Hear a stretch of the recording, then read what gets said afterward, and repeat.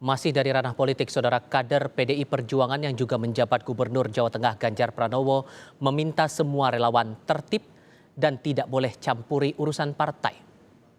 Sikap tegas itu dilontarkan Ganjar Pranowo menanggapi munculnya dukungan yang mengatasnamakan relawan Kami Ganjar untuk Presiden Joko Widodo agar menjadi Ketua Umum PDI Perjuangan. Ganjar menyebut jangan ada yang memancing di air keruh dengan memprovokasi karena tidak baik untuk pendidikan politik. Tanggapannya Pak yang merekomendasi Pak Jokowi jadi Enggak boleh, semua harus tertib ya. Semua tertib, PDI Perjuangan punya aturan sendiri soal itu. Jadi sebaiknya relawan tidak mencampuri urusan yang di partai. Bersinergi saja dan sabar, wong semua partai lagi berdialog, lagi berdiskusi kok. Ini saya tegaskan jangan ada yang memancing di air keruh dan memprovokasi ya. Sehingga ini mengadu domba. Untuk pendidikan politik nggak bagus. Ya. Terima kasih Pak Ganjar. Sementara itu, Wali Kota Solo, Jawa Tengah yang juga putra sulung Presiden Joko Widodo, Gibran Rakabuming Raka, enggan menanggapi usul Jokowi jadi Ketua Umum PDI Perjuangan setelah selesai masa jabatan sebagai Presiden. Gibran bahkan meminta wartawan untuk menanyakan langsung kepada Presiden Joko Widodo. Ada tanggapan? Nggak ada tanggapan. Sudah ada pembicaraan terkait itu? Tidak Nanti ada. setelah dari Presiden mungkin.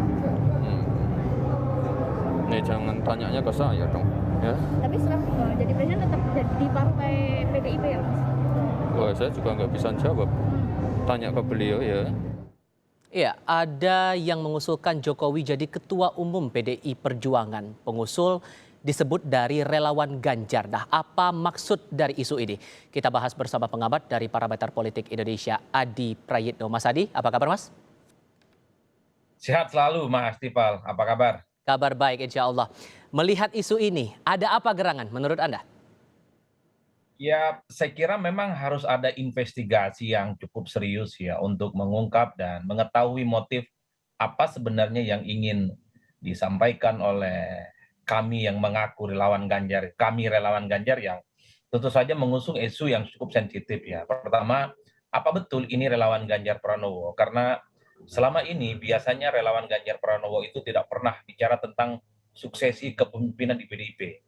Kita tahu persis misalnya dari rekam jejak dari berbagai relawan-relawan yang hampir tiap hari deklarasi di berbagai tempat itu kan selalu bicara tentang Ganjar itu adalah sosok yang dinilai pantas untuk maju dan bisa diusung. Kalaupun toh bicara tentang PDIP, paling mungkin hanya mendesak PDIP untuk segera mengumumkan kira-kira siapa kandidat Pilpres yang akan diusung oleh mereka, kan begitu. Yang kedua, kalaupun toh ini betul kami relawan Ganjar, apa namanya, betul relawan Ganjar Pranowo, saya kira memang harus ada sanksi yang cukup tegas ya, karena ini tentu akan merusak suasana hati, suasana kebatinan, bagaimana konsolidasi dan hubungan baik antara Megawati dengan Jokowi. Tapi kalau Tapi Anda merasanya ini memang betul datang dari relawan atau dari orang lain mungkin atau dari pihak tertentu mungkin coba mengadu domba begitu?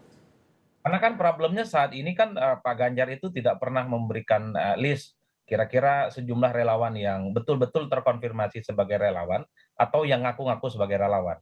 Publik kan tidak pernah tahu secara pasti. Tapi yang jelas Mas, apapun judulnya yang ngaku-ngaku relawan itu atau relawan Ganjar ini pasti akan merusak konsolidasi hubungan yang baik antara Jokowi dengan Megawati ya. Saya menangkap memang ada upaya adu domba. Pertama memang ya kalau kita melihat rata-rata kan ada asumsi, ada dugaan-dugaan bahwa Pak Jokowi itu lebih condong ingin mendukung Pak Ganjar untuk maju di 2024. Jadi dengan adanya deklarasi dari relawan yang mengusulkan supaya ketum ke depan itu adalah Jokowi misalnya, ini secara tidak langsung akan membuat marah kader-kader internal PDIP yang sebenarnya sejak awal itu relatif tidak mendukung Ganjar tapi mendukung Puan Maharani.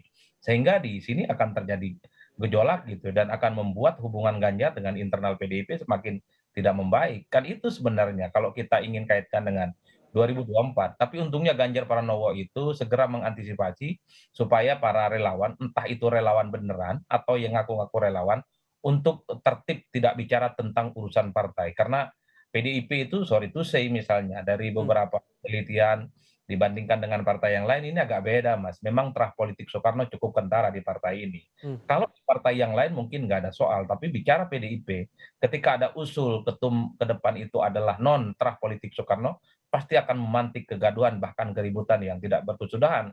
ya apapun judulnya, kan Mbak Megawati kan juga punya terah ideologi politik yang sampai saat ini orang juga tahu sangat mungkin misalnya bisa dilanjutkan oleh Mbak Puan ataupun Pak Nanan gitu ya, yang dinilai sebagai suksesor terah politik Soekarno yang sangat mungkin bisa melanjutkan estafet kepemimpinan itu. Tapi Itu kemungkinan untuk untuk posisi sekarang, maka sosok Ketua Umum Megawati Soekarno Putri ini tidak bisa tergantikan menurut Anda? ya tidak tergantikan, the one and only lah. Itu yang saya kira bahwa PDIP itu memang terah politik Soekarno menjadi variabel penting mengapa partai ini cukup sustain dan cukup kuat, Mas.